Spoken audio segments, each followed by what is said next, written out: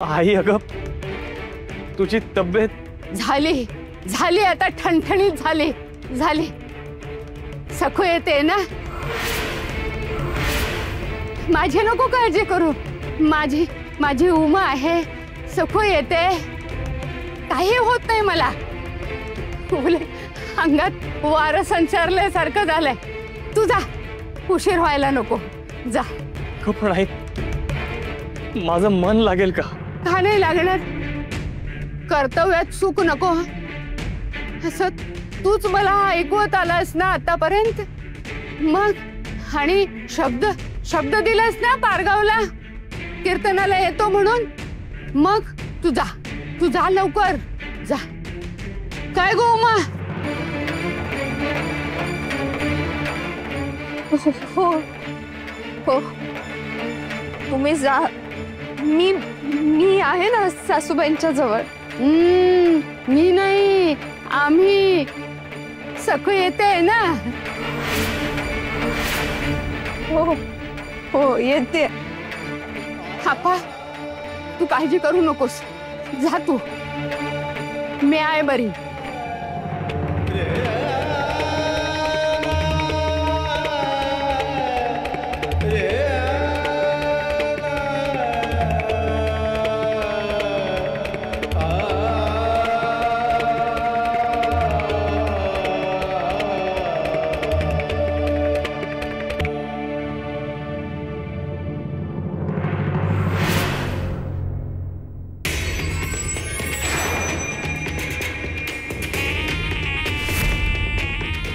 अयो पाप, हा बुवा तर मालकापेक्षाही भयंकर आहे हो। दामू शेठ जपून राहा हो, नाहीतर तुमचाच करेल म्हणतो मी, माकड पाप। आई ग, माफ करा बाबाजी, चुकलो, पुण्यांदा असं नाही करणार। आई लई टोचते बाबाजी, जीव जाईल माझा, मरत नाही बाबाजी। काय मरत बिरत नाही तू, जित्ता ठेवीन मी तुला, पण चिंध्या चिंध्या करीन तुझ्या, मरणाची भीक मागशील माझ्या पायाशी, कळलं काय? झिंगरोबा समोरचं निवेद उचलतोय रे तू, हा? लाज नाही वाटली? हात पुढे गेलात कसा म्हणतो मी? माफ करा बाबाजी, प्रसाद समजून लाडू उचलला मी। लाडू उचलला? झिंगरोबाचं निवेदाला हात लावलास तू? एवढी मोठी चूक केली रे तू। आता झिंगरोबाला तुझाच निवेद दाखवतो बघ मी। या मठात आमच्या हुकमाशिवाय पान हलत नाही, माहित नाही वर तुला? चूक लहान असो किंवा मोठी, झिंगरोबाच्या दरबारात शिक्षा होणार म्हणजे होणारच। काय आम्हाला पैक्याची किंमत नाही, पण झिंगरोबाच्या निवेदाच्या लाडूची किंमत जास्त आहे। झिंगरोबाची तिजोरी भरपूर भरली आहे, काटोकाट भरली आहे, अगदी काही कमी नाही आम्हाला, पण धोका, दगा, विश्वासघात, चोरी, बेईमानी यांना आमच्याकडे क्षमा नाही। शिक्षा होणार म्हणजे होणार, कठोर शिक्षा होणार। बाबाजी परत नाही होणार बाबाजी, एक डाव माफ करा बाबाजी। अजिबात नाही, पायातून रगत येईस तोपर्यंत तसंच उभं राहायचं त्या खिळ्यांच्या पाटावर, कळलं काय? पण समध्याने आता शपथ घ्या। हे भार्या, जी बाबाजी। धोका, दगा, विश्वासघात, चोरी करणार नाही। धोका, दगा, विश्वासघात, चोरी करणार नाही।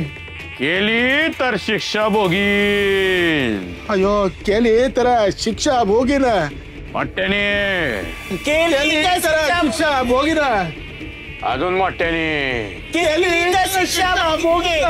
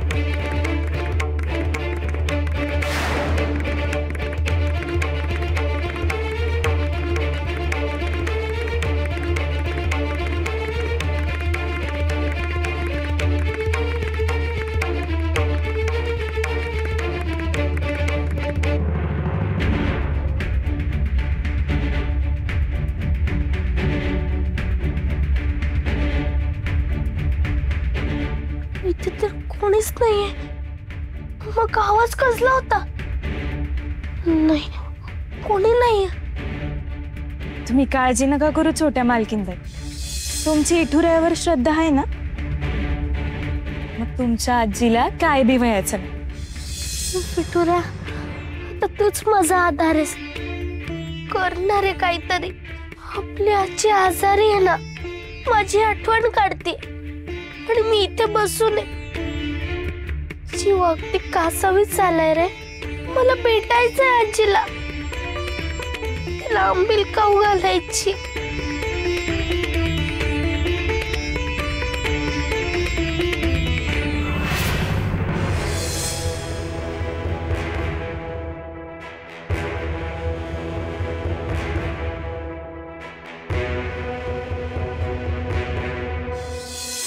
जाऊ का या खिडकीतून? तुला विहिरीतून काढण्यासाठी गेले होते तशी.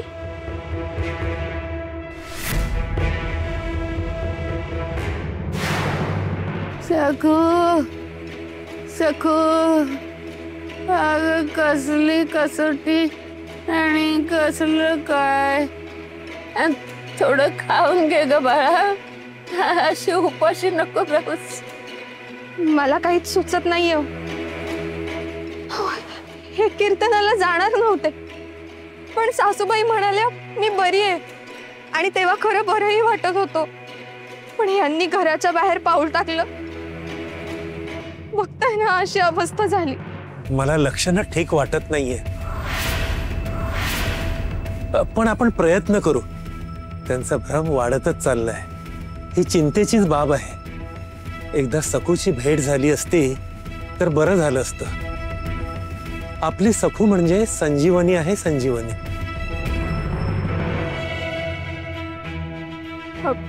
पण आता सासूर भाषण झाली नव्हती.